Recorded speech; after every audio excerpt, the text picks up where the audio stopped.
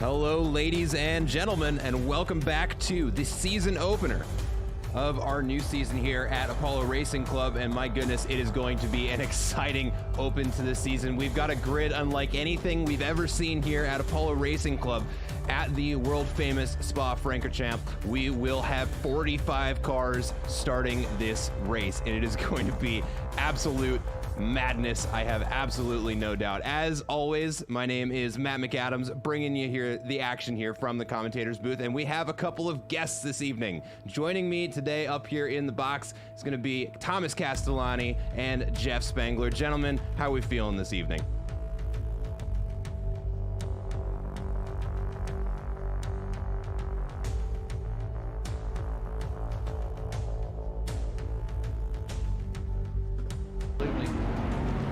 And Jeff, you were at the head of last season's battle, so you know all too well what it is to race with the drivers at ARC.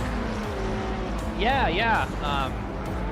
I think my wife would kill me if I raced in 3 leagues, so I had to pick and choose. So yeah, I would love to be able to hop in a few times this season with you guys, and yeah, you know, this is between ARC and Delta Racing Lane. We have a pretty good, there's lots of cross-pollination, so I've seen a lot of these guys on track, and it should be good racing. Absolutely, and speaking of some good racing, we are just now getting ready to start our qualifying session. The drivers have finished their cold laps, and we're going to start getting some actual times down on the grid. So let's go ahead and get ourselves over trackside. We've actually got a pretty bunched up group of cars here that we're going to be watching, so it's almost like the racing has already begun. But let's go ahead and take a look over at the track right now. We're going to have Andrew Sear on the cameras.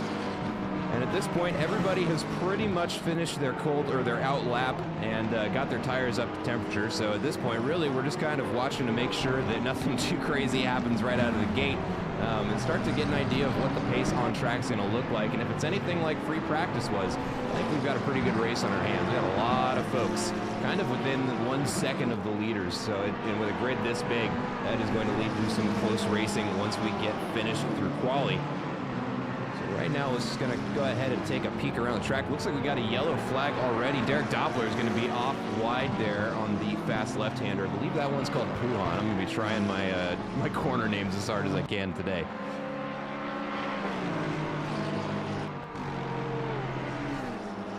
Let's see here. I believe this is going to be our first hot lap finish. Going to be out of Shoe Willspin, racing the Shimmy Skins Lamborghini that we're so familiar with here at Apollo Racing Club.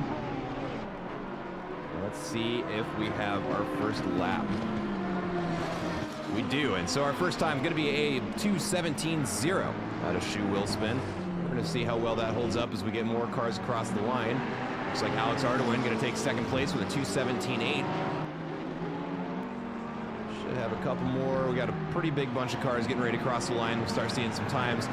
Looks like Nick Schwartz going to cross the line with 2:18.8, Andrew Steer with a 2:19.1, and Christopher Shuffler with a 2:19.1 as well. And here we go. We've got more times coming in. Why don't I change up this view over here? We'll go to personal best and get a little bit better of idea of where everybody is sitting at. There's some pretty close times in practice, but sometimes there are drivers who will hold back a little bit and really show what they've got in qualifying. So looking forward to seeing what everyone's going to put down. And drivers lots of new faces. Lot of new faces. A lot of names for me to mispronounce this season.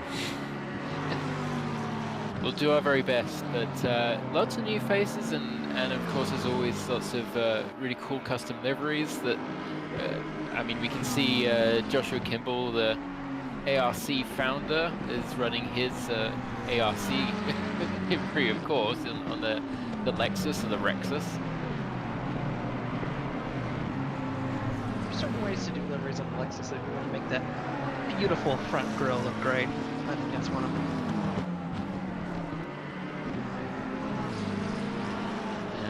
Josh is throwing a yellow flag as we speak. It seems as though he's headed back into the pit, so I don't know if that was just him stopping on track. I gotta draw our attention back to this grid here. Let me get a better shot of it as they're coming around No Name. Well, it looks a lot tighter on the map than it actually is once we actually get the cameras out there, but here we go. We got a couple of folks exiting the pit lane. That is going to be a spot to keep our eyes on once we get about midway through this race. With this many cars on the grid and with a 20-minute pit window, strategy is absolutely going to be something that plays a factor, but that pit exit right there at the top of the hill can be pretty dangerous as the cars coming up and around Radion will be going much faster than anybody trying to get out of the pits on cold tires. We're hoping not to see too many incidents there, but about midway through the race, I think that's where we're going to start seeing things get a little bit sideways. We can see the champion from last season, Matt Byrne, is sitting in third at the moment. He's actually on the exact same time as Alex Arduin currently, but it looked like Matt was up on his previous lap just a tiny bit. I think that's drifted out, and yeah, he's 8.3 down, so I think maybe backed off and decided to give it another shot. And you are not kidding, they are tied down to the 1,000th of a second. That is not something that you see very often. Yeah, if Shu's best lap is a 17 flat, I would imagine we'll see Byrne up there, and saw something that looked like a 218 out of Castagina in practice, so I'm pretty sure that that's not his actual pace, but well, maybe he was running race fuel. He might be. He does like to sneak in there at the last minute with his flyers, so we'll be keeping an eye on his lap times as we get a little bit closer to the end of qualifying.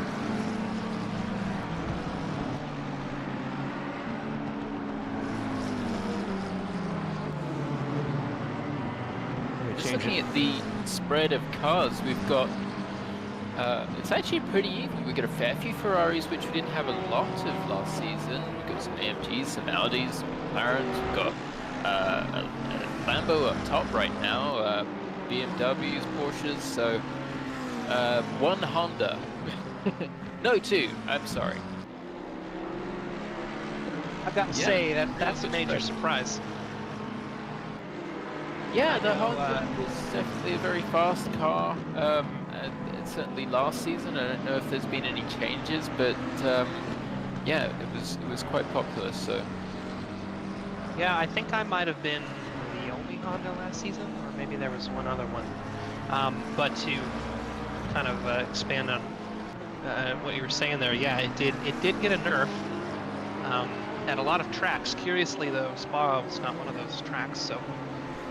With Spa on the schedule, Honda a very strong car here. I'm surprised to only see just the one or two you said here on the grid. You see, I see a lot of Ferraris. A lot of Ferraris. Yes, lots of Ferraris and 1, 2, 3, 4, 5 Porsches there. Just in the 21 to 45 there. So yeah.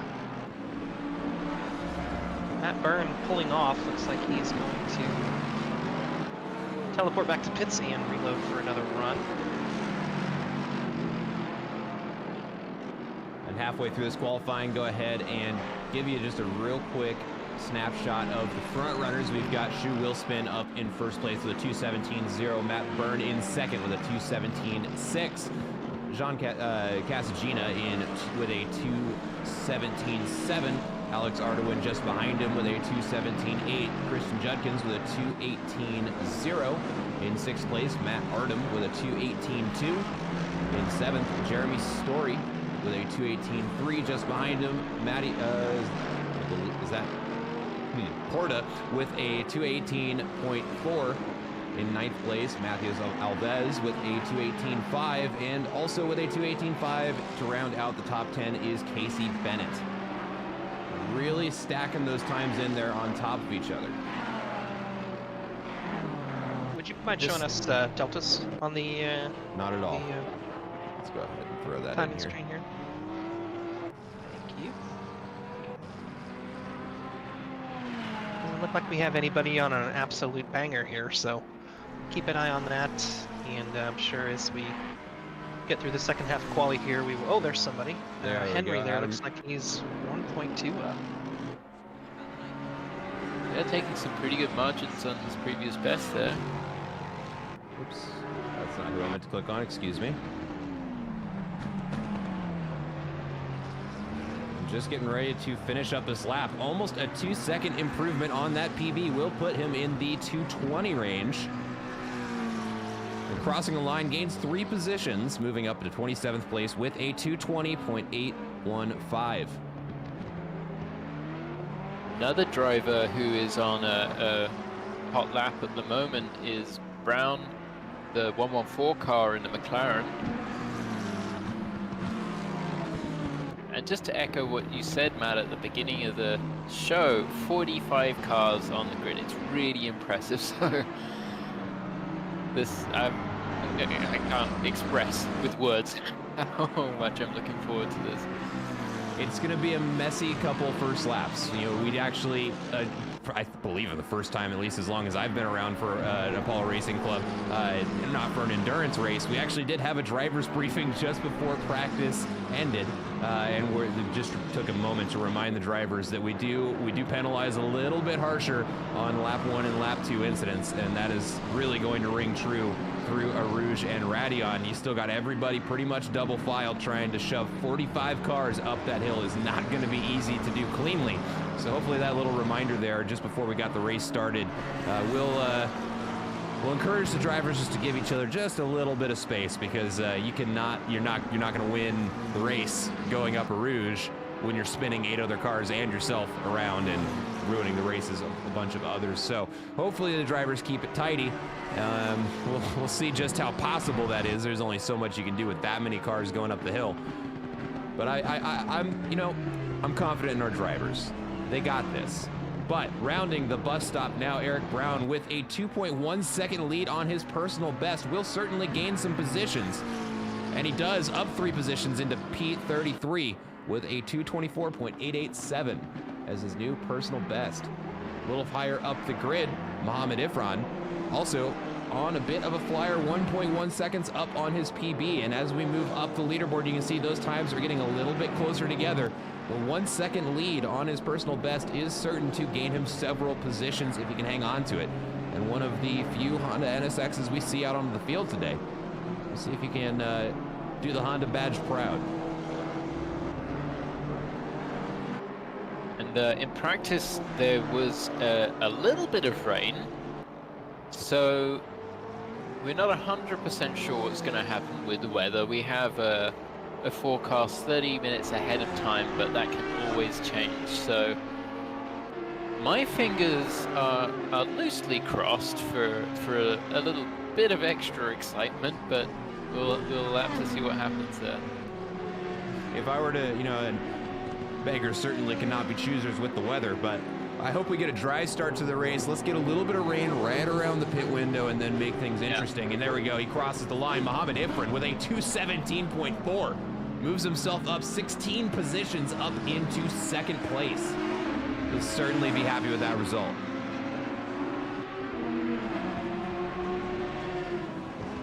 It's the way that the lap times have come down. I mean, for me, a 219 would be, difficult to attain. So when you see people going deep into the 18s and into the 17s, it really, just to try to give you an idea of quite how fast these guys are going, it's rapid.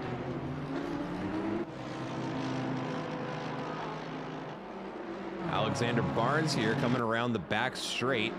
Tricky bit of track, but if you get the line right, you can keep your foot flat. It looks like that's what he's going to do.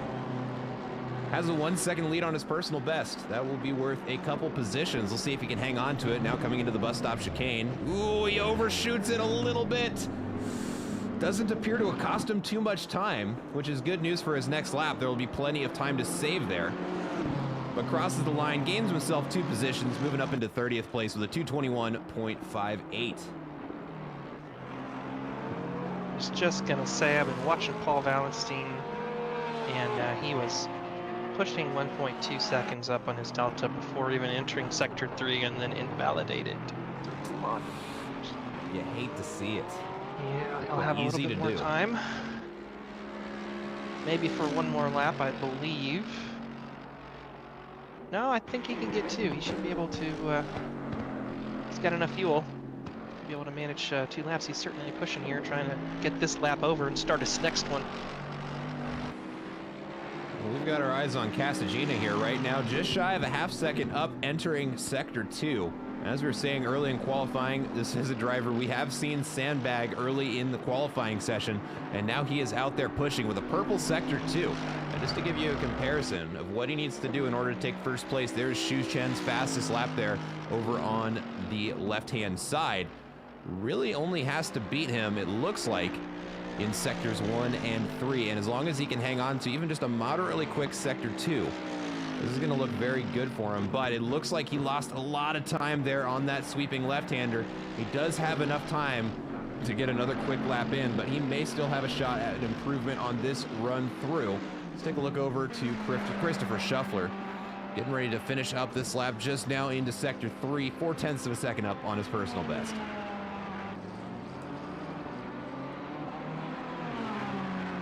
I have to say, I'm honestly surprised at the popularity of the Ferrari for a car that, if you just so much as look at a bump in the track the wrong way, it just will, you know, throw you around.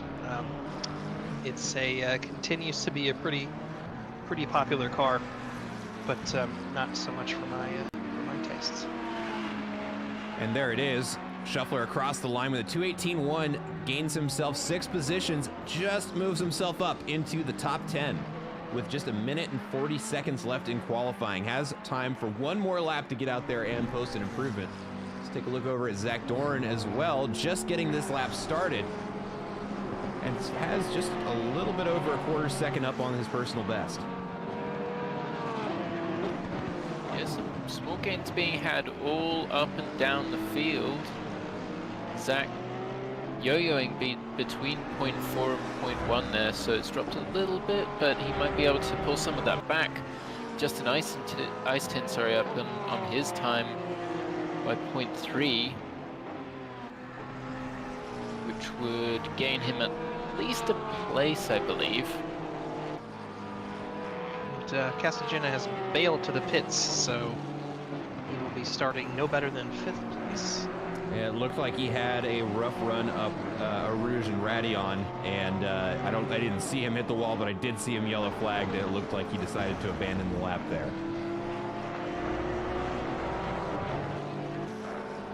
Let's take a look over at Ice Tin here, coming into the bus stop chicane. It looks like 0.4 of a second now, a half second up on his personal best. Looking at gaining a position on Roadside Cookie as he crosses the line, and he will, with a 2:19.345, moving himself up into 19th place.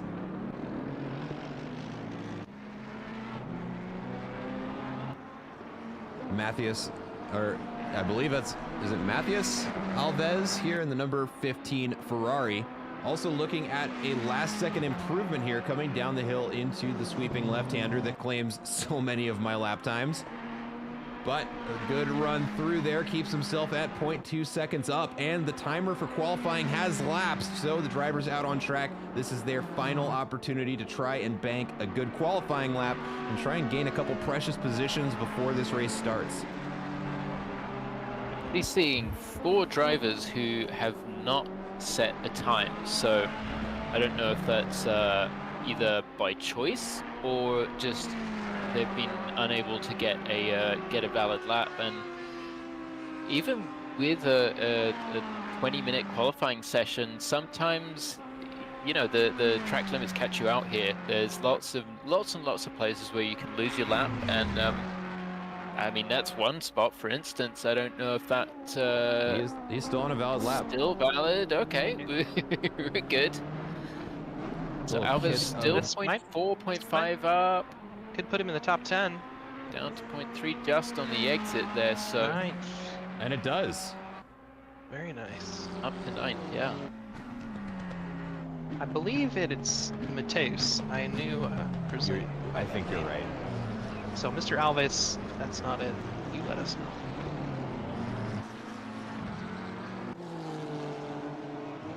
Eric Brown just losing the back of the McLaren there. It's another car that doesn't especially love bumps, but I think, yeah, just as what can happen sometimes through the bus stop is that you want to keep the steering pointed more or less towards the pit entry, and if the car waits, then as you're going through there, then it can kind of suck you and start pulling the car around before you make the change of direction. So we have something interesting happening here. Mohammed Ifrin, yeah, is on pace to take P1 here after timer has lapsed. He's coming into the bus stop now, 0.6 of a second up. We may see a 2:16 before this qualifying session is over. Oh, and he doesn't get there in time. No, his yeah, his I was watching him on spectator mode, and his entry was checkered flagged as he went through sector 3. I don't know why. He still had time and he wasn't invalid. That's weird. That's interesting. Yeah, we did have 45 seconds or so on the timer there, so I thought we were going to see a Honda on pole. I'm not entirely sure what happened there either. I don't think any of us are, but it does go to show that he has a lot of pace. So even from second place, this is going to be an exciting race between the top 2, 3, 4, 5 drivers. That it will indeed. A real quick look at your starting grid here. So we do have Shu Wilspin up in P1, Mohammed Ifran in P2, Christian Judkins in P3, Matt Byrne in P4, Casagina in P5, Alex Ardoin in P6, Derek Doppler in P7, Zach Doran in P8, Mateus Alves in P9, and Matt Ardem to round out the top 10. And just with it being the massive grid that it is, I do want to take this opportunity to lag my computer to hell and just go ahead and do a real quick walk of the grid here. Take a look at all of these custom liveries while we can before they're moving a lot faster than they are now. But look at this grid almost stretching back around the straight, and some of those back cars of the grid actually behind the straight. This turn one is going to be nutty. It's I don't know when the flag is going to drop, and would hope that all the cars will be around La Source before it does, because the lights go green. So where we see the cars now on the alternate grid straight is where the race will begin.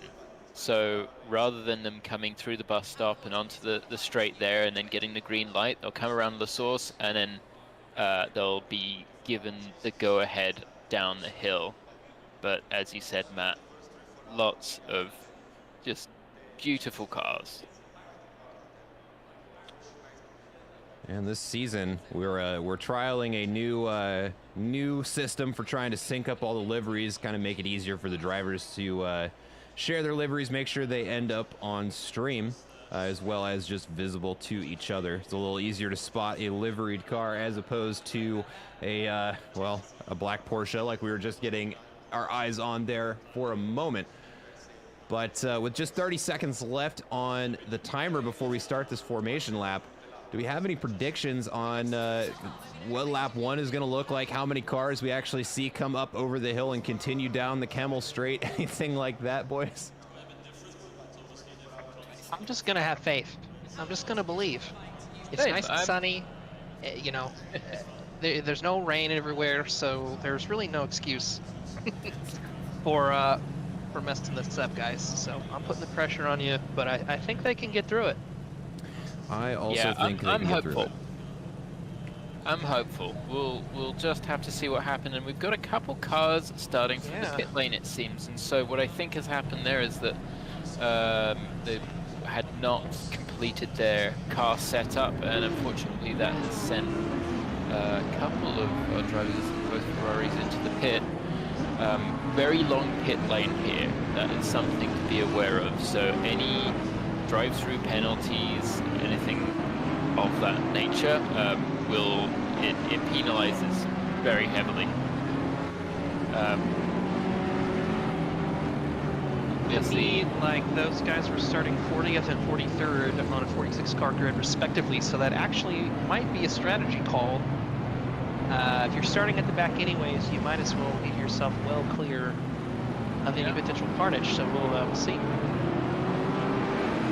That may turn out being a pretty smart decision, as we saw in the Gen chat, just a little, or in the Discord chat. You know, starting P40 might be one of the safest bets in making sure you finish lap 1. Yes, until you crest that hill coming up ready on blind, and someone's careening across the track into your path. You're not wrong. Sometimes there's just nothing you can do, unfortunately, but we'll see. I have to say, surprising quality result here for Christian Judkins. Not going to bag on the guy, but starting third in this field is pretty impressive. I've seen that name around ARC before, so we'll see if he can hang up there with the big boys, so to speak. Yeah, it's always good to see people making progress and gaining pace and just working on their racecraft in general. So sometimes you see it where people get a boost, or they'll put in the extra time and take a few steps forward. Well, and especially at a track like Spa, this is, being the popular track that it is, this is where you'd start to see the grid get a lot more competitive. So having a time up there during qualifying, even put you in the top 10 on a grid this size, is certainly a feat. Yeah, talking about grid size, I was cycling through. Good to see some of the old ARC names that perhaps have been, not able to participate as much in the last couple seasons. Valenstein, I saw Kimball there, a couple of other names that are, of course, now that I'm opening my mouth, are escaping me, but good to see everybody here. I think Tim Wilkins was off the last season, so happy to see him back in the McLaren, which is a car that he has a fair bit of experience with.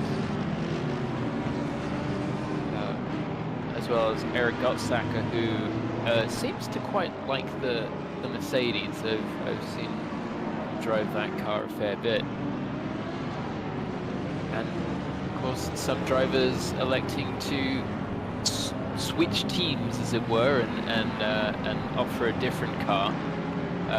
Paul Valenstein has historically also driven the Porsche quite a lot, so just to counter what I was saying.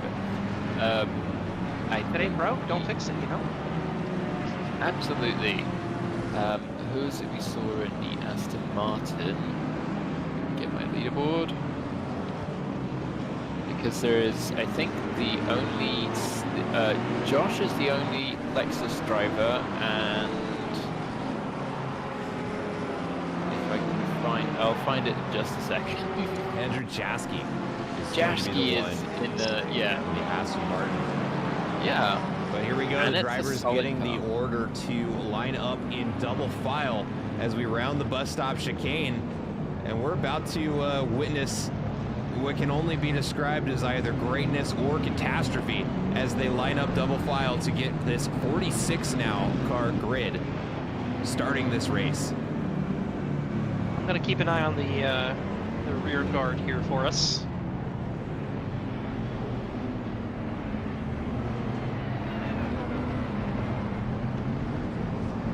Starting in the back, if he can get a good start, watch out, because it's an absolute rocket ship in a straight line, as we all know. You can just fend everybody off through the rest of the track, especially Sector 2. All right, I'm going to try my best to try and keep everybody on camera, but as they round the final bend and now the start-finish line is in sight of the race leaders. So I'm going to take one final second to thank everybody who has tuned in. And as the green flag drops, we will get this race underway. It looks like a great start from Mohammed Ifran down into turn 1, slots in right behind Shushan. There's already contact between the race leader and P2 as we come up and over the hill. Looks like, oh, no, okay. One car is already pushed off to the side, hopefully out of the way of the other cars. We can see there over on the other camera. We have 3 wide now coming down into the Camel Straight, and that McLaren is just getting jumped. Cars having to cross on the outside of the track on the grass, but aside from some light contact, I believe we have a race on our hands. No cars are going to be sent back to the pits. Ooh, but that did not look pretty through turns 2 and 3. We've already got more dirt getting spun up onto the track, but still too wide through every corner as we're already to turn 4, still double file. Race leaders are going to be coming down the hill. Shoe Willspin getting a good jump away from the pack. Let's see, let's take a closer look over here at the front of the grid here. And actually, I want to leave that other camera up because we are still double file now coming through turn 6. Certainly a couple of drivers brushing against the barriers in the first lap, but I'd say apart from all the jostling, you know, everyone's kind of made it through, so obviously they'll start to try to get single file, but even now we're seeing a change for position heading through the double left-hander. Oh, and there we go. Contact and oh no. It's going to fall behind the trees there as the helicopter sorts behind it. That pink car just there makes a good rejoin back out of the track, drama free. Oh, and there's a tap there to the Ferrari. Is going to get spun out into the gravel. That's going to be Kamil Novak on the outside there.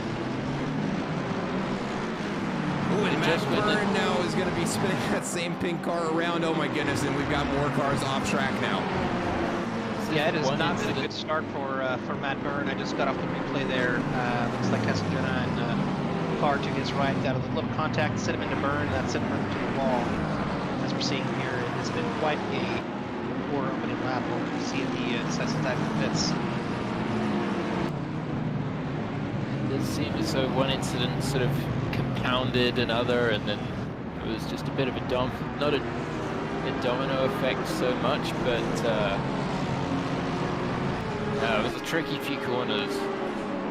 Byrne is elected to stay out. Looks like there's a few cars going very slowly between Lanchuan and the bus stop. But everybody appears to be going now. Yeah, we've got Jackie, Casadena, Roadside Cookie, Nick Forbes, Great move there by Casey Bennett coming down the Camel Straight. Does get around Casadena, as does another McLaren. Ooh, and going into that turn, it does look like that McLaren is going to get spun around there. Contact by Casadena.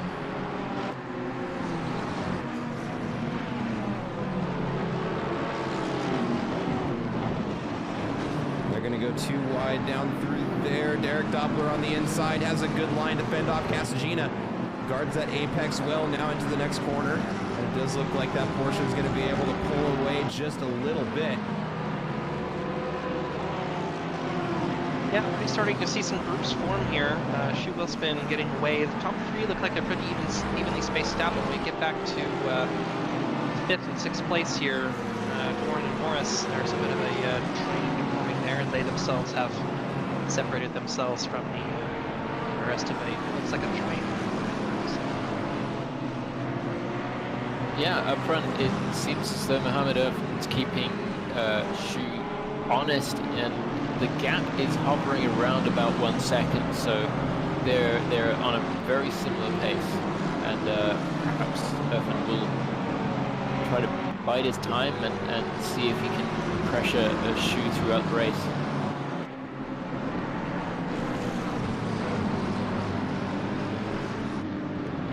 Got someone just taking a shortcut on the bus stop there. It can pop back onto track. They're avoided by the oncoming Mercedes, but that means that Story has taken an extra position from the BMW of Morris. Casadena with a little contact there. Another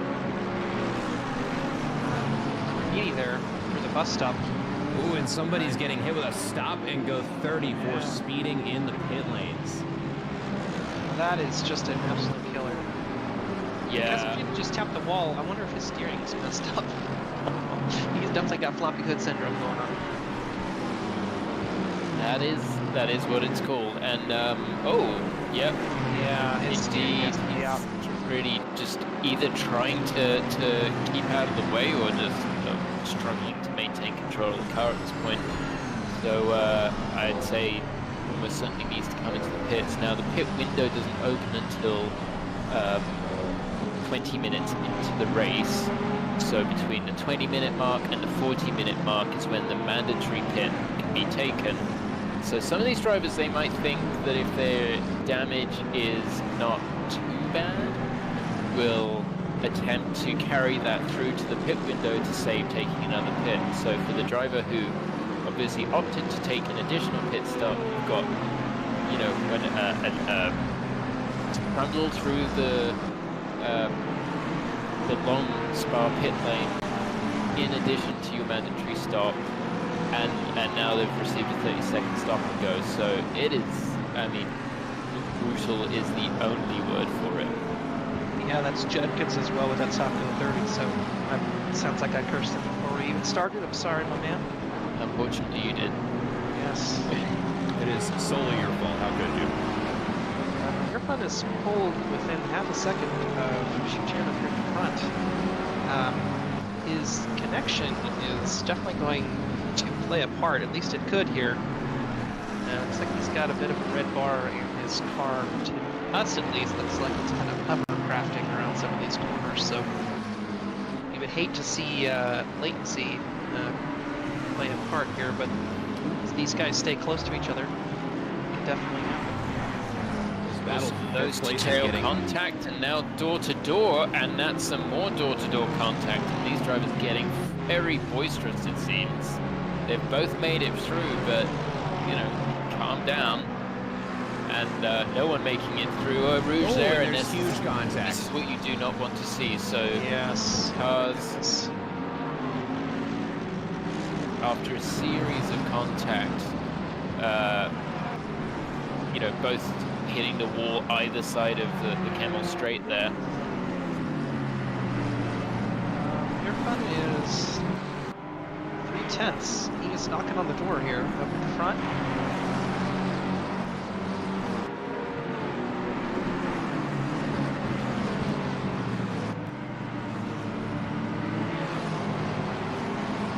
Yeah, as you say, the 1 second gap has come down to half a second or even less. I'm seeing 3/10 on my screen here, and that's the fastest lap from him currently. 2:17.6. I admit to not doing my homework before we started here. Are both fuel and tires being required? Fuel is not required, tires are, so the implication there is right. that you probably shouldn't go out on a full fuel load, but you are, of course, welcome to do so.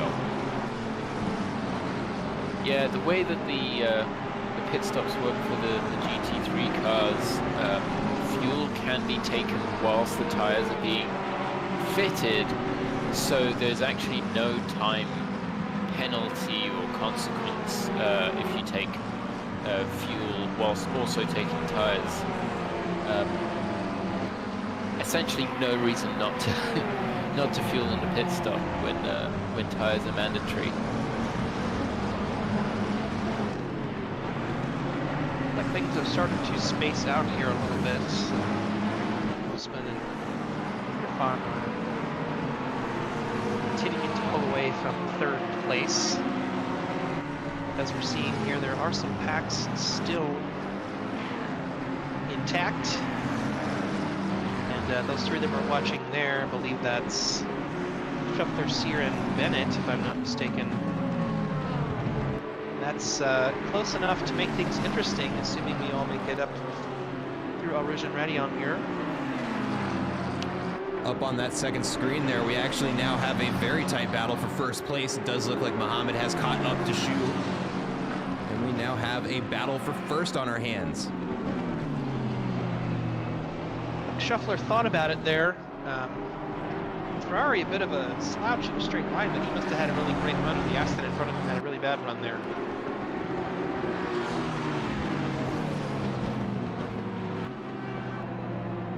And that, yeah, that battle that you're talking about is turning into, I suppose, a 3-car battle from what I can see. This is a nice looking Porsche over there, I have to say. Oh yeah. Everyone loves a bit of neon. I love a bit of neon. Bit of a slide going through there. I've experienced that, and it certainly is stressful, to say the least. Yes, the Porsche does not make it easy on you. The one car you almost always, well, your corners like that, you almost always have to have a little bit of throttle applied, otherwise the rear end where the engine is sat just says, no, I'm just going to keep going forward, and we're going to spin around. When the back tires overtake the front tires, it's no good if we've got a car either in the wall or extremely close to it. He was in the wall there. It's going to be Mateus Alves in the wall. Looks like he may have just been a glancing blow there, as he is still moving and not stuck on the outside there, but loses a couple of positions as a result. Watch that, because that was a Ferrari that did not look like he was touching anyone, so I think there's a good chance we just had a Ferrari moment there. Like I said, you look at a bump the wrong way, you're in big trouble. Here we've got two cars heading side by side into our route, which is always risky business, and the Ferrari decides to back out there. It's Casey Bennett that we're watching. The very, very classic red Ferrari. That is what, I mean, that's how that should look, but at the same time that's impeded his run along the Kemmel Straight, and so he's got the Audi of roadside cookie there, just barely finds room. Ferrari is able to hang on to it, going too wide around the next corner, and now another Porsche has entered this battle. Yeah, these guys so far are giving themselves enough room. And the gap's not stretching out massively up and down the field. There's still a lot of battles going on, this being one of them. So this is one of the tightest battles we've got going on at the moment. Another one is from 17th place down. We've got Andrew Cooper, Louis Benora. Take a look over at that lineup here. Darren Wicks in the middle of it, this battle for 17th place.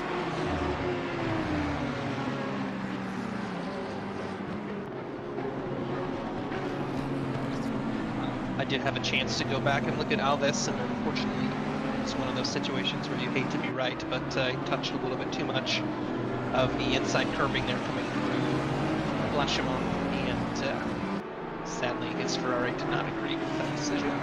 And that's what put him in the wall. It's extremely tempting to take not just a little bit of that curb, but as you said, you're going full tilt through there, and you see these drivers, they're staying well away from it, but if you decide to try to take a big bite, it will bite back. It's a very fine line you have to toe through there, especially, I mean, we're just under 15 minutes through the race, so tire wear shouldn't be horrible, but you know, as your tires age a little bit, you kind of have to get the turn-in point right and get the turn-in amount right. Otherwise, it's easy to turn in too early, catch the curb, or opposite, you know, understeer. You go off there full speed, it will give you a track limit warning. So. Mateus Alves facing the wrong way around at the top of the Kemmel Straight. Looks like he may have. Oh, and as we see another Audi go straight into the wall, it's gonna be Darren Wicks at the wheel of that one. You pop over that crest there and get surprised, overreact. I think that's what that Audi did there. It's tough. Actually, yeah, it did seem either unrelated or in response to the car being stopped in front of It was him. in the middle of the track, sideways, As the rest of the field continues to filter through. I'm watching this, and looks like they all see him at least. He should be able to, yep. There he goes. Rough spot to be in.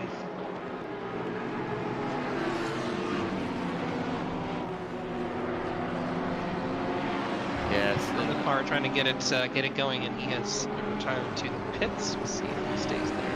Yes, he has retired from the race. Sorry, man.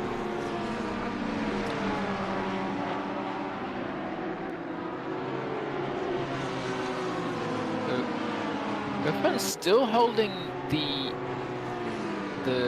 best lap time of the race, but he is currently around about 8 tenths down.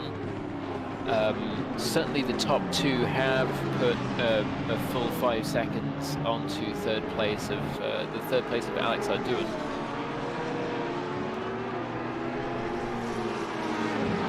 Whilst Andrew Jaschke is still being chased very closely by Chris Shuffler in 7th place.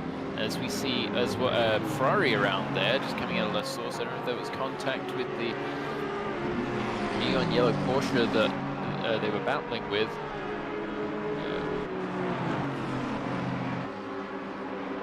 Still just trying to get up to speed with all of the new names and liveries and cars and everything.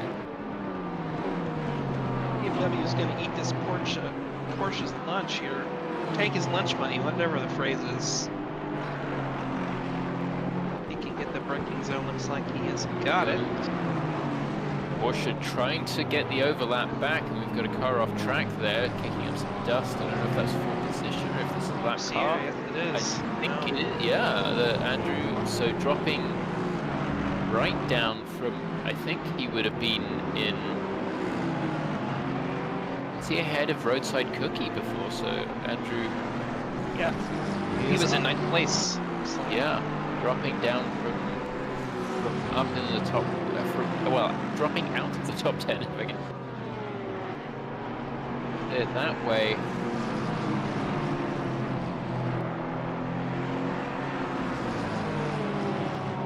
We're just 2 minutes away from the mandatory pit window. So I would imagine we'll see some early pitters as well as those who will leave it to the very, very, very last second and as deep into the pit window as possible. More often than not, the lead cars are the ones who try to go late. Jeff, what's your preference? Yeah, absolutely. If you're up there in the front, the last thing you want to do, and it depends on the the pit requirements. In some instances, you might have, as we're seeing, Eiston and Schwartz here continuing the battle. Looks like Schwartz will hold him off for now, but if Eiston can keep on his bumper. Well, now wait a minute. So Schwartz must have retaken that position because we still have BMW pass him on the couple straights, and we'll see if it's Groundhog Day. Here we go. Indeed, he's not rolling over, but perhaps this is a spot where the BMW is a little bit more run or has the advantage through this part of the track. So we're going to head through Radion and go on board with Justin Eiston now. This, I think, is a little too. Yes, in the same update where they took a little out of the Honda, they actually took a little bit out of the Porsche too.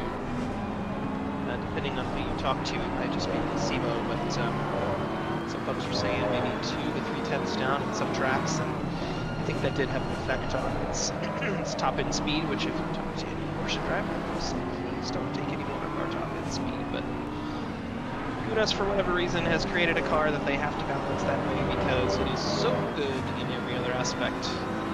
I'm very sorry. Yeah. I'm sorry to cut in there, but I'm sorry to bring you a piece of bad news, a game changer. Nick Shaw's actually in the drive-through penalty now. So when we saw him come through the top of up through Radion at the the top of the hill. A rude Radion. Yeah, I think that might have been his last warning, and that has earned him a drive-through, costly indeed for the Porsche. Yeah, you see a lot of these guys, it's pretty close to call sometimes as they head over the hill. I would imagine we will probably see a good portion of those before our races.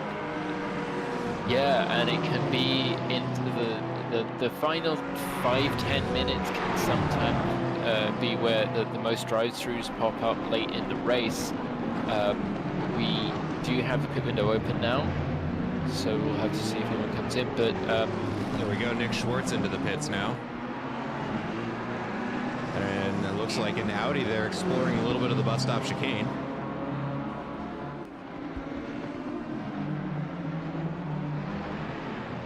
Yeah, the field is sufficiently spread out now that it's a good chance that you'll hit some traffic, especially with how long this pit lane takes. So, not surprised to really not see a lot of people jump in just yet. We're a minute and a half in, so we'll see.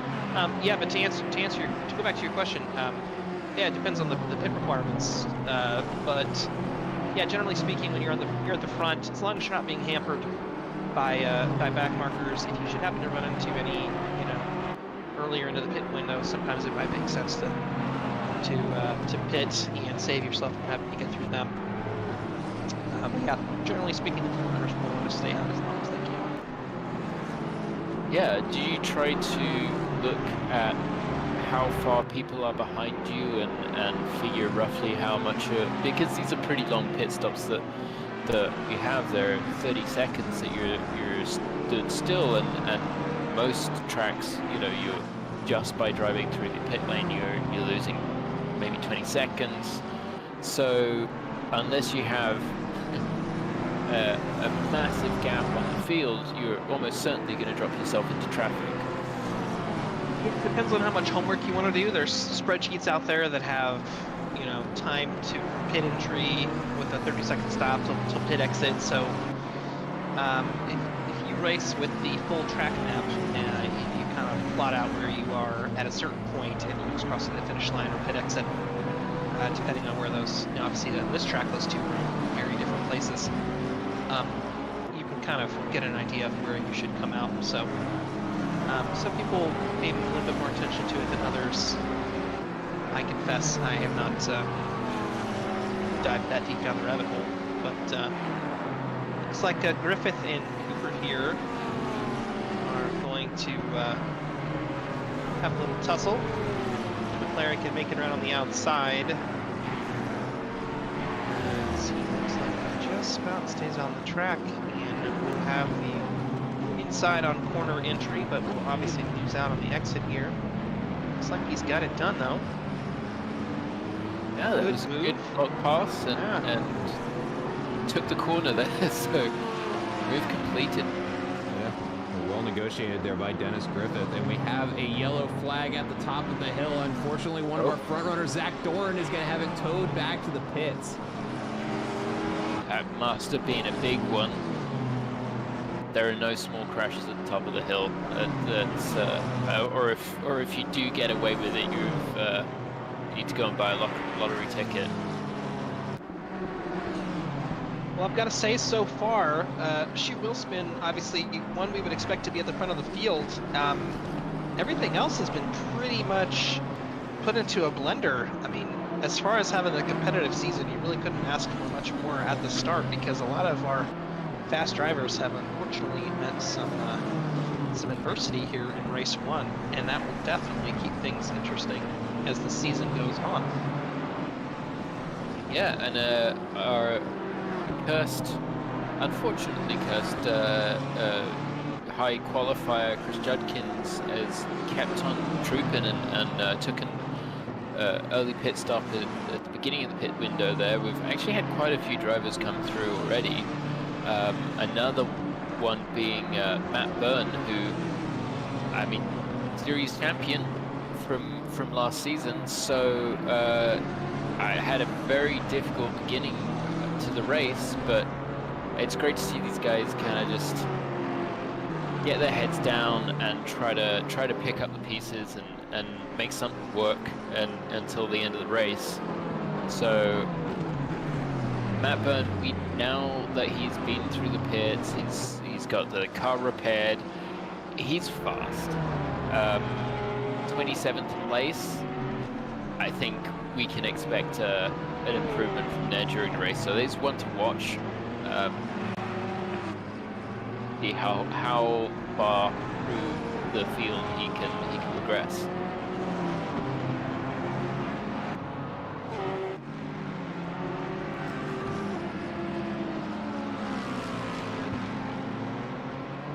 We've got Andrew Jaschke in the pits as well now.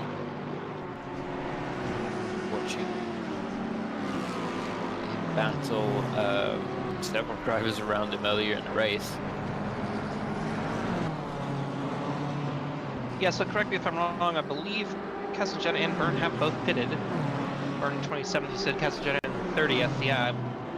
I would imagine with just over halfway to go that those guys can pick up some more places with clear track. Looks like Castellaneta certainly has a little bit of clear track in front of him, so we'll, as you said, keep an eye on those guys. And you know, it's race one, you never want to throw in the towel. Or at least I would never want to throw in the towel on race one and make that your drop race. You know, you showed up, it's an hour, you might as well stick it out and see what happens. I tend to agree. So much can happen here at Spa, and the tides can turn very, very quickly.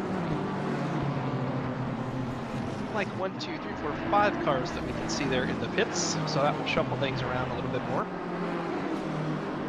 So after his drive-through, so Nick Schwartz hasn't taken his mandatory stop yet, but he did take his drive-through right away, which is honestly the best way to do it, I think, most of the time, just to get it done and out of the way. And he is hounding Tim Wilkins, him holding the inside line, heading into the chicane, and I think he might have backed out there and just, you know, saw the situation, which allows Nick Schwartz around the outside.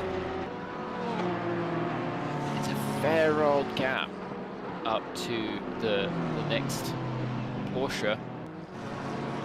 Bit of development up front. Shu Wilspin has decided to take his pit stop. He's heading towards his box right now, leaving Irfan in well, actually, Irfan has followed him. No, Irfan has followed.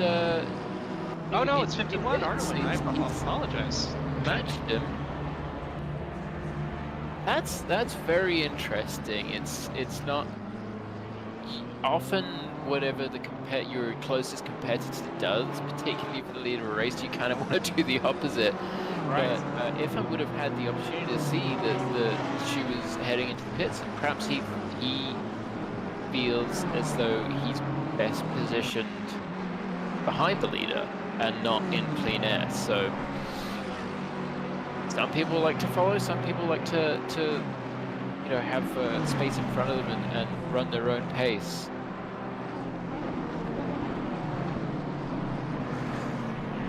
So that leaves, as you said, Arduin out in the lead currently, followed by Matt Artem, Derek Doppler, Casey Bennett. Irfan off the jacks, and he has rolled past Xu Qian in the pits, so if all else holds, he should inherit our race lead. That is very interesting. Do you think he had a tighter pit entry? Do you think he was able to kind of get close to Xu on entry and just wasn't quite as cautious? I would say both come out and we don't see any penalties. That's the reason. Yeah. I just want to make that clear. I can't imagine that either of those guys had damage that would be worth repairing. So my best guess would be a poor pit stop by Xu. There. Looking at the timer I've got over here in my broadcasting app here, it does look like a 3.2 second longer pit stop for Xu Qian. That sounds about right.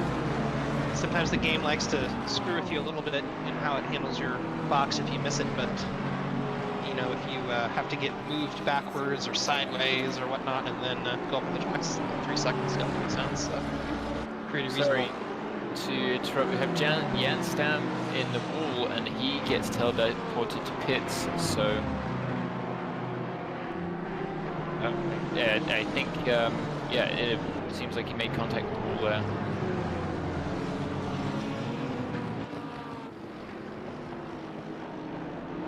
Sorry, just going back to what you were saying, yeah, it does, absolutely 3 seconds is quite a lot to lose in a pit stop, so considering she was leading by just a second or so, perhaps a second and a half as we entered the pits, that's enough to lose the lead in a race.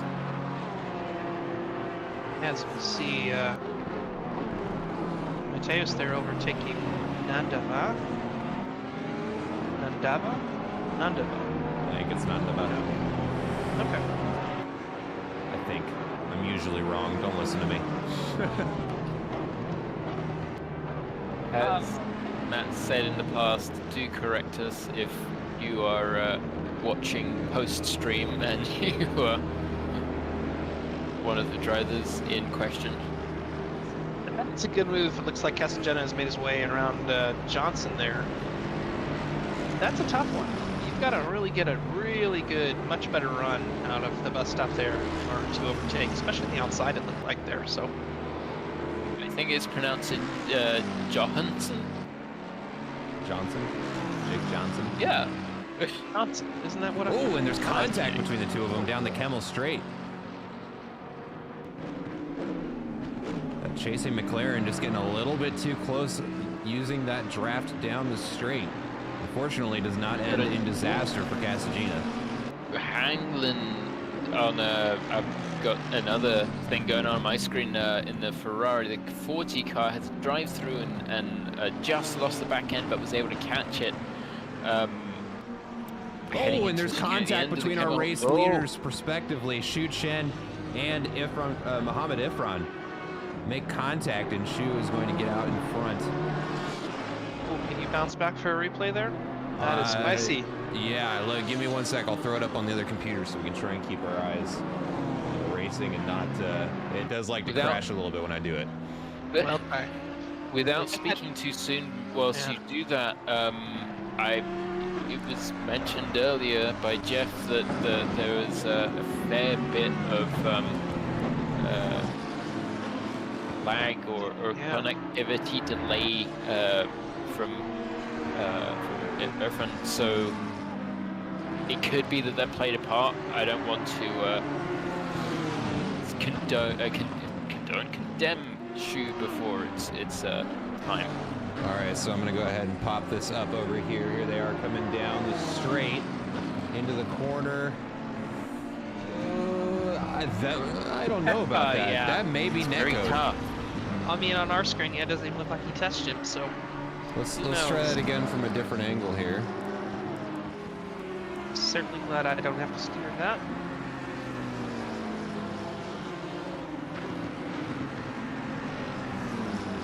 I don't see him ever touching him. Yeah, that's rough. Here, let's try it one more time.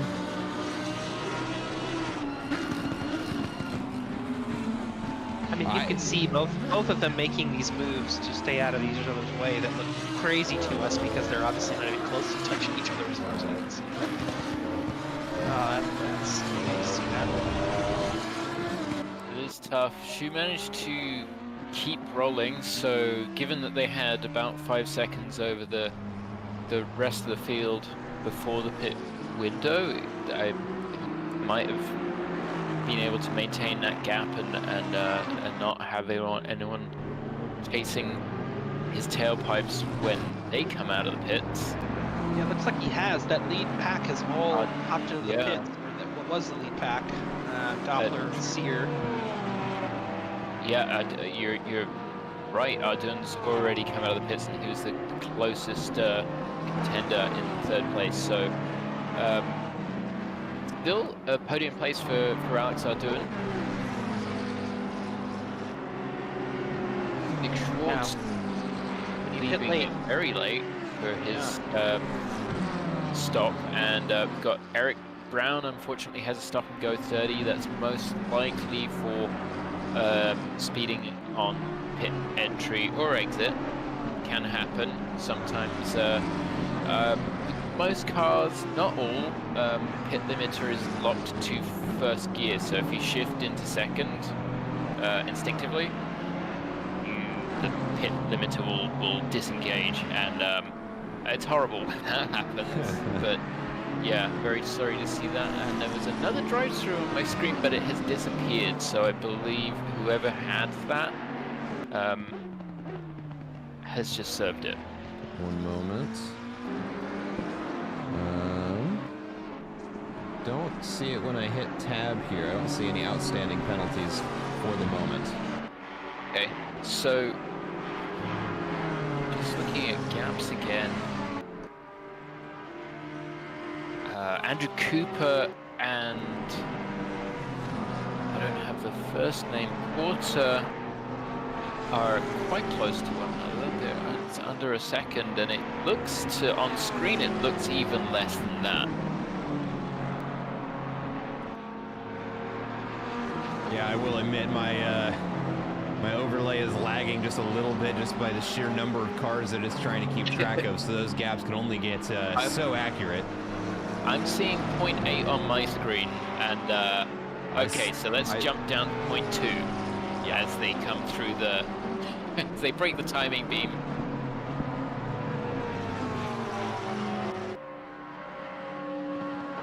That is not, it's not an overtaking spot, but it's not the overtaking spot coming through. Blanchimont there, so they're getting very, very close down into the bus stop. Trying to pressure on the outside, just closing a little bit, but McLaren opting to hold position and just take a breath and give it another go. Closing into the source can often be a very good overtaking spot, but we see the Porsche nice and tight, close into the wall there, which is where you want to be at the source. Running down the hill, it seems like Porsche has the legs on the McLaren, but we'll see who gets a better run through Brady on. Does look like the McLaren is closing. Yeah, closing. Gonna pull out now into the braking zone on the inside, given plenty, if not way too much space by the Porsche, which has made that a very straightforward move, and already Porter has been able to put a little bit of a gap there, so we'll have to have a look and see if Andrew Cooper is able to re-close the gap and strike back.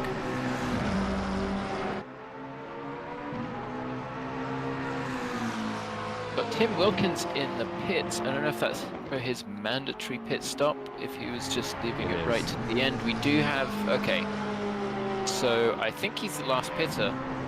Nope, we have one car left, and I really do hope they don't miss their pit window, because we have 1 minute and 20 seconds on the pit window remaining. That's Darren Wicks, I believe, in the Audi with the wonderful bright green rims.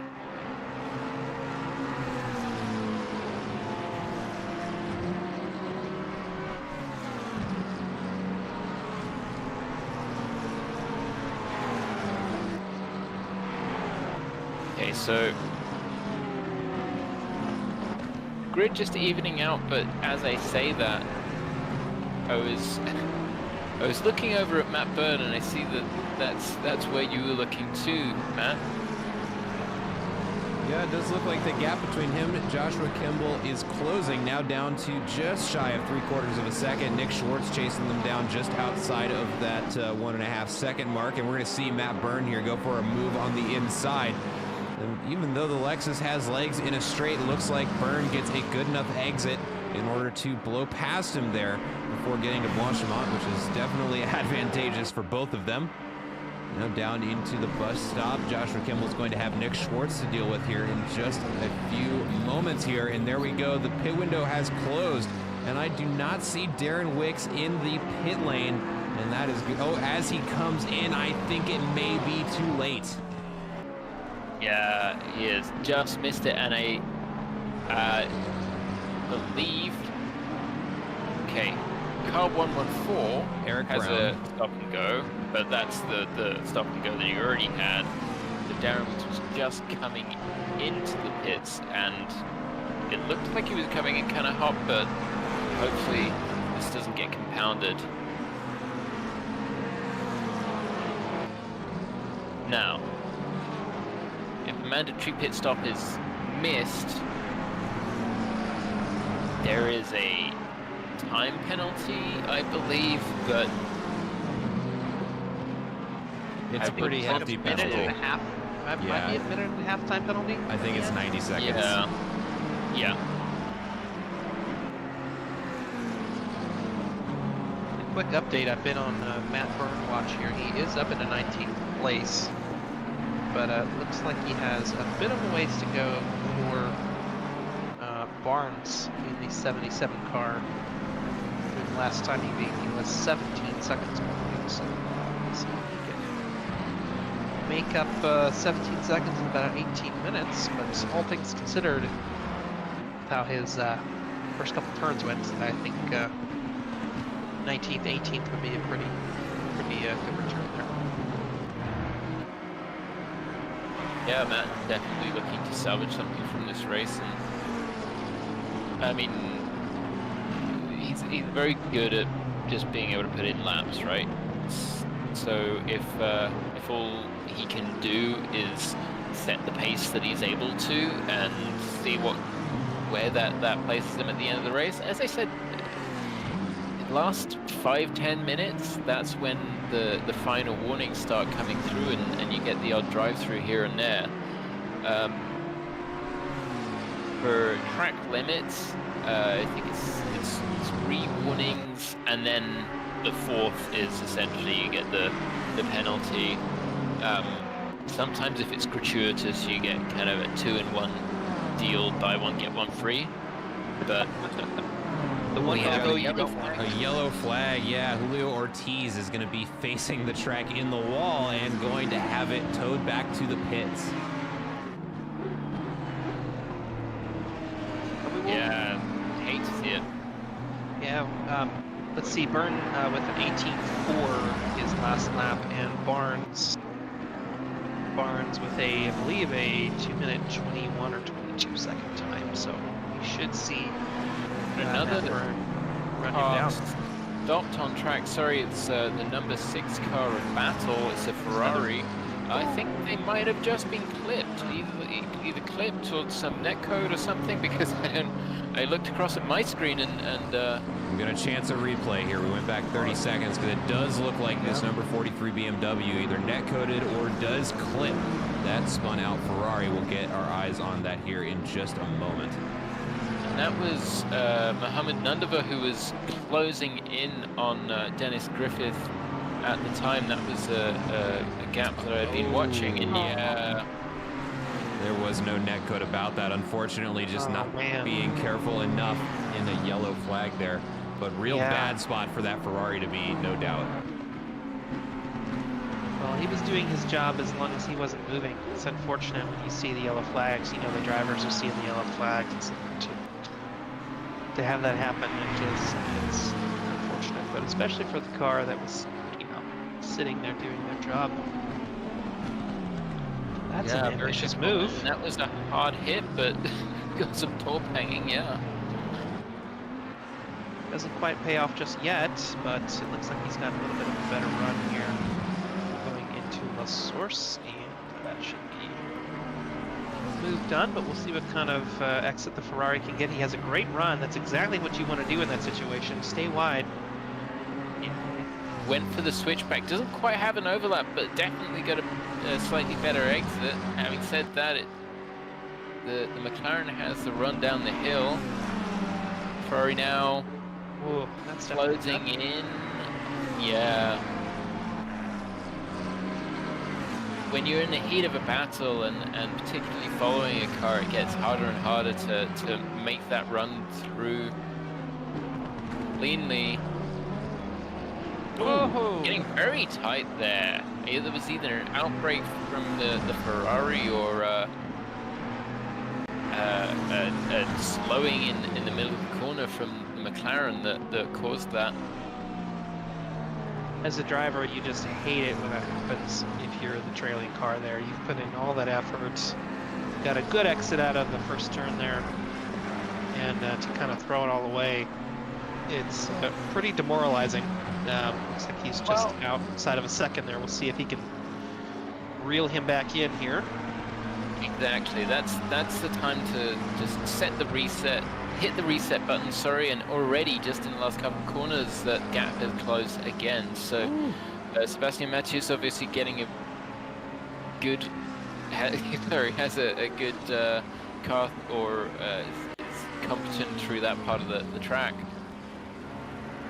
Well, and that's just what happens when you get the Ferrari in the hands of somebody who has practiced with it. I mean, we talk about it wanting to kill the driver, and that is absolutely true, but that mid-engine car is just, it is on such a razor's edge, but when you get it right, it is almost unbeatable in the corners, and that's what we just saw through that sector. Absolutely. Yeah, no, just the car rotating through the corner quite perfectly around the engine is something to behold, and again heading onto the straight, not that far away, so we'll have to see how they go through the source. Staying within a second between these two cars. You can make an argument that, you know, the source is one of the most, if not the most important turns on the track. I mean, you're foot flat for a very, very, very long time. It's such a tricky turn too. So the McLaren goes a little wide there. It's a big coming toward. Looks like Porta up ahead has pulled up. Yeah, see, it's like we're ESP here. There you go.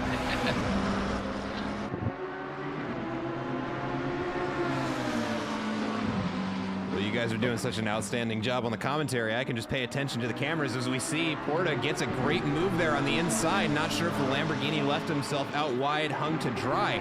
But the McLaren not taking any hesitation, capitalizing on that mistake there. Nets himself a position, and it looks like he's beginning to pull a bit of a gap. Exactly what you want.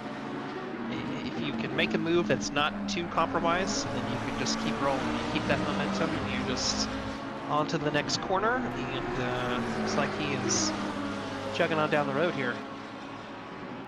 That move was so silky smooth on corner entry, just got it done in the braking zone that we almost missed it, but Jake Johnson, unfortunately, our own driver, has received a drive-through penalty.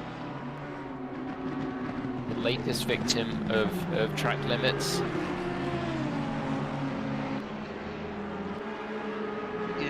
Just a quick Matt Byrne watch update. He is a little less than 5.5 seconds. Oh, it's much less, 3.1 now, up to Barnes with a back marker in between. So with 11 minutes to go, I'd say that's a fairly safe bet there.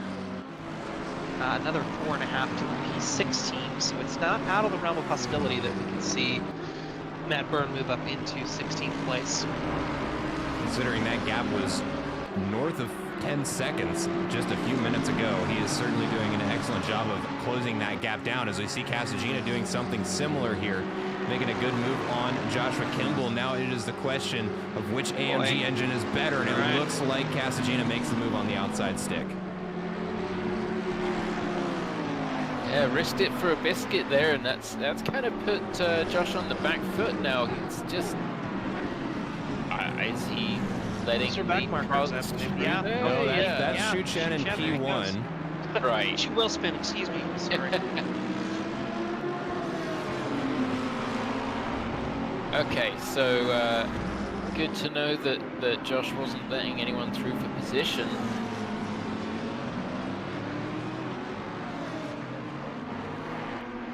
So Jenna also on the recovery drive moves himself into the top 20. with 14.5 seconds up to the next car, I'm gonna say that's gonna be pretty hard.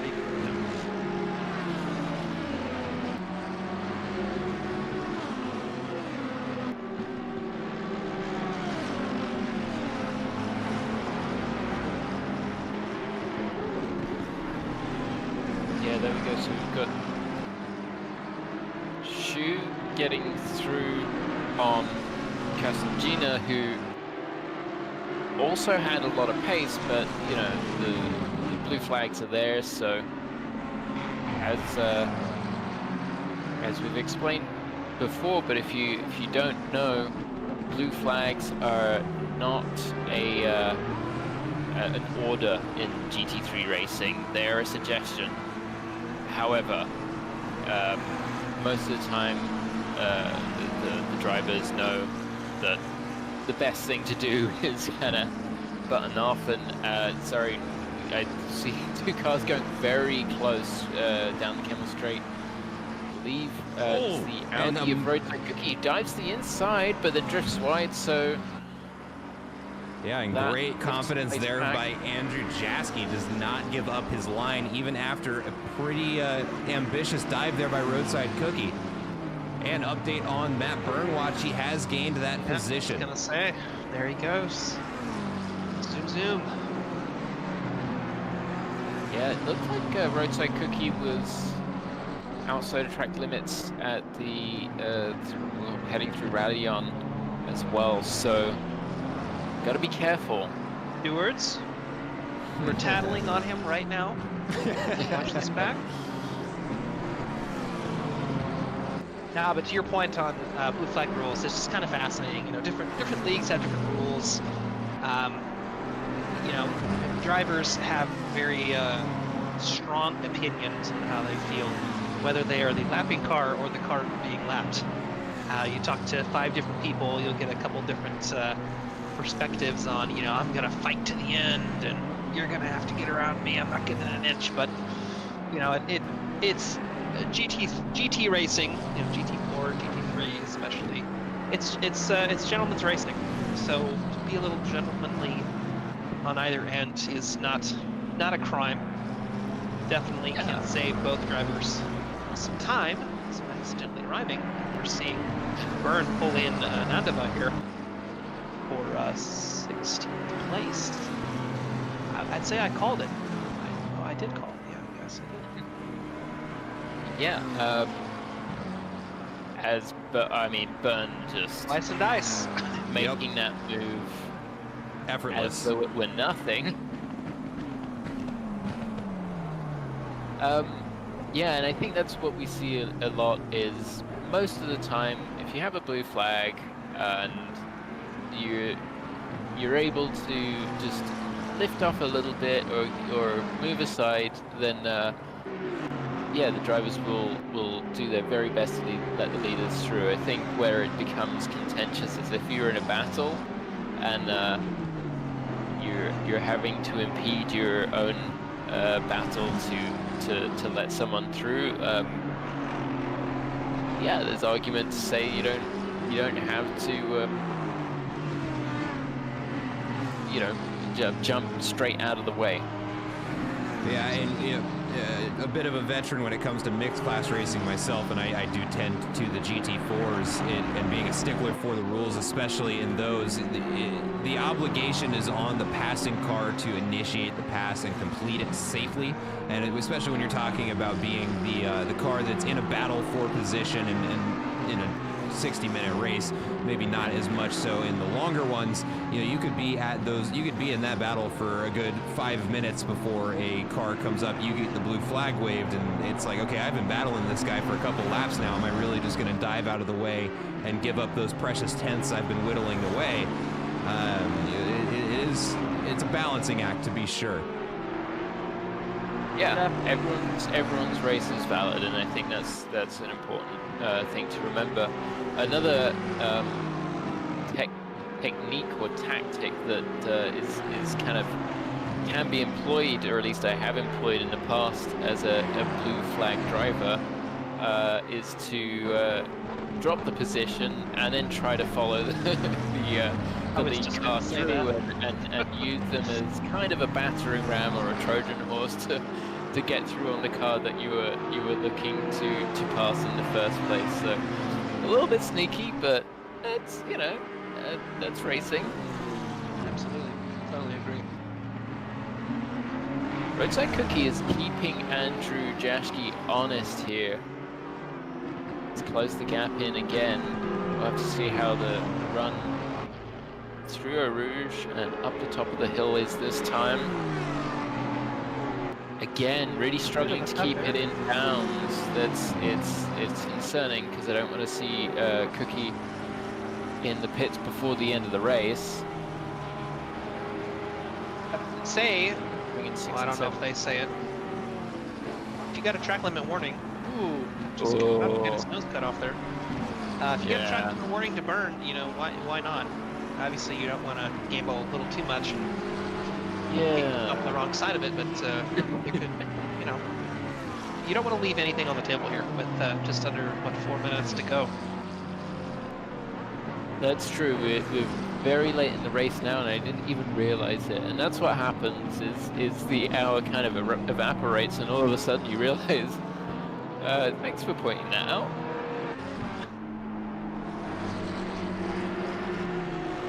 It does seem as though that's the closest battle we've got going on. We do also have Nick Schwartz being followed very closely by Alexander Barnes. We've also got Derek Doppler slowly whittling away the gap between himself and fourth place Matt Arteam.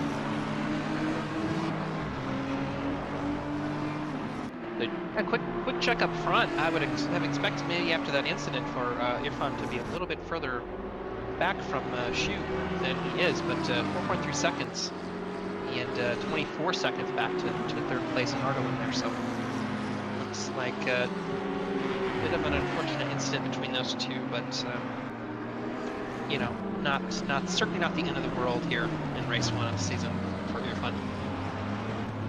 Absolutely no, it didn't cost either driver any positions. It did put the race on hold for a bit. I think Irfan was even within 2.5 seconds after the incident, but oh really? So I don't know if Shu was just kind of backing off a bit, or wasn't watching those gaps closely, but yeah. Our first and second from qualifying are our first and second now, but I just want to look back at what's on screen here because Cookie is going to give it another shot. Andrew Jaschke holding the inside line, Cookie going one way then the other to the inside line, taking a lot of curb. That doesn't pay off for him, so you can see that he's running out of time. It certainly feels as though he has the pace. A small update, just a few positions behind. Looks like Porta had some trouble through the bus stop, and Komisarov has been able to get past him as they head down the Keppel Straight here.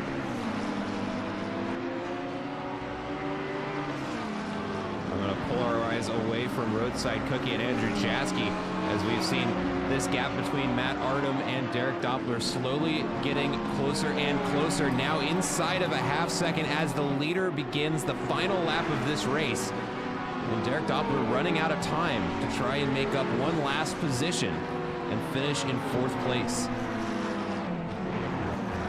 Further down the field, Brown and Hanglin here at the same part of the track are also battling. As always, just the dying moments. Yeah. Goodness. So that car touches.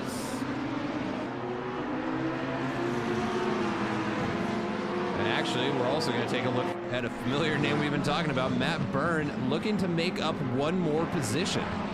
All right, Matt, now I did not call this, okay? So you don't need to exceed expectations, all right? That certainly is impressive. You know, it's good as to get that kind of recovery drive. It doesn't go how you expect it to go, but you can make the most of it. You know, That's there's certainly something to be said for that. Timer hit 0, and just to try to cover everything that we've got going on, we've got Andrew Cooper very close to the back of Porter. We've got Andrew Sear very close to the back of Roadside Cookie, who has lost a big chunk of time now to Andrew Jaski. It seems as though that's been a bad lap for Cookie, previously knocking on the door of 6th place. On screen, we've got Matt Byrne breathing the exhaust fumes of Matthews. Yeah, Porta and Cooper are very, very close to one another. Porta having an awful last lap. And I believe they've got a back marker in front of them. But so I'll keep an eye on those guys. From Matthews, and that gives Matt Byrne yet another place in 15th. Alright, so I'm going to need to check again because I can't remember where points run down to, but I believe it may be 15th or 20th. Bring us home, Matt. I was going to say, rounding the final corner now is Shu Willspin. As he crosses the line, the checkered flag will drop, and he will take race 1 in first place. Mohammed Ifran, not far behind him, will finish in 2nd. And we'll have a battle for 3rd place down to the line here with Derek Doppler just a 2nd off of the rear bumper of Alex Ardoin. It will be close, but I don't think it is going to happen for Derek Doppler. We will see Alex Ardoin round the bus stop chicane and finish on the podium in 3rd place. Just behind him, Derek Doppler in P4. And really, within eyeshot are P5 and 6. Matt Artem and Andrew Jaski is going to be coming around Blanchimont now. And he will... Porta has fallen off of Cooper a little bit. Yeah, I see that. But Andrew Jaski grows a 2.3 second gap to Roadside Cookie, earning himself 6th place as we see Cookie and Andrew Sear there entering the bus stop right behind him in 7th and 8th place respectively. Casey Bennett not too far behind him in the red Ferrari, crossing the line in 9th place. Just after him will be Ice Tin coming into the bus stop now. Ooh, with a spicy BMW right behind him.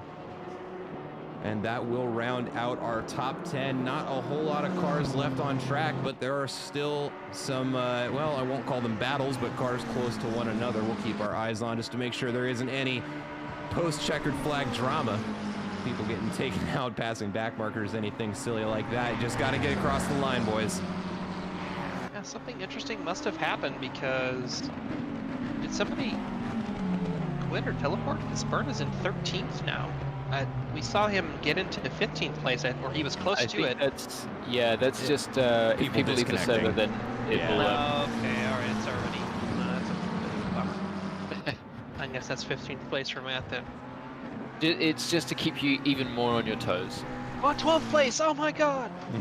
The recovery drive from nowhere. Yeah. Oh, as he smashes it into, there you go, you can see him up there at the top. Smashed it on the wall, that's one of my favorite moves. Glad to see we have another practitioner of the flat into the wall after the finish line. And there we go, Mohammed Mandava going to be the last car across the line, and that will end the first race here at Spa. Gentlemen, my goodness, what a race. I'm going to need to watch the first couple laps again just to try to understand what was going on. That was something. That was a heck of a race, and a lot of battles going on up and down the field. Very fun. Yeah, if ever there was a time for a highlight reel, I think this might be justification enough to put in the effort, because that was an absolutely mind-boggling race. Pretty much from start to finish. From start, it was just how do you survive being too wide for almost 3 laps through the middle of the race? It came down to pit strategy and trying to keep the car on the track and not picking up extra penalties. And there at the end, it was the battle of recovery drives for people who just got the shorthand, or excuse me, the short stick early on in the race, and just trying to scrap together what they could. And it was impressive to watch all the way through. Yeah, I definitely agree. A large grid at Spa. You love to see it, you know, especially when things get jumbled up. We had some good battles there going on to the end of the race even. So you don't always see that at Spa, but great to see it here this week. I certainly think a good start to the season. Absolutely, and definitely has me excited to see what the rest of the season holds. Next week, we will be at Brands Hatch, and God forbid we have another 40-plus car grid. It is going to be, I don't want to say, I'm not going to, it's going to be a bloodbath. There's just no way around it. It's a motorcycle track. Trying to fit 4 wheels on the track at all times is hard enough as it is. It'll definitely be interesting to see what a 40-car grid looks like there. But that is going to do it for us this weekend. Ladies and gentlemen, thank you for joining us for the season opener here at Spa. It was a great race. We hope you enjoyed the broadcast. If you did, go ahead and hit that follow button so you get those notifications when we are going live. I was a little late getting it live just because of that one-off driver's briefing, but that way you will get notified when we're getting ready to start the action. We hope to see you next week. Again, we will be at Brands Hatch, same time, same place. But that is going to do it for us tonight. Gentlemen, thank you for joining me again. It's going to be Jeff Spangler and Tom Castellani basically doing my job for me so I can just focus on cameras. Gentlemen, thank you again for joining us. And to everybody there watching from home, we hope to see you next week at Brands Hatch. Thanks for watching.